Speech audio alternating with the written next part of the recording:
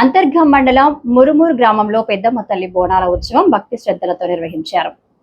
బుధవారం గ్రామ పరిధిలోని తేనుగు ముదిరాజు సంఘం ఆధ్వర్యంలో కులదైవమైన పెద్దమ్మ తల్లికి పట్నాలు వేసి బోనాలు సమర్పించారు. ఘనంగా అమ్మవారి ఊరేగింపు చేశారు.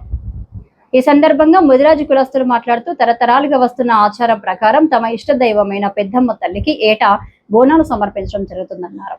ప్రతి ఇంటి నుండి మహిళలు బోనం ఎత్తుకొని డప్పు చప్పుళ్ల మధ్య గ్రామంలోని ప్రధాన వీధుల గుండా ఊరేగింపుగా అమ్మవారి ఆలయానికి చేరుకున్నారు. అనంతరం ఆలయం వద్ద ప్రత్యేక పూజలు నిర్వహించి పట్నాలు వేసి మొక్కులు చెల్లించుకున్నారు. తమ కుటుంబాలను చల్లగా చూడాలని అమ్మవారిని వేడుకున్నట్లు వారు తెలిపారు.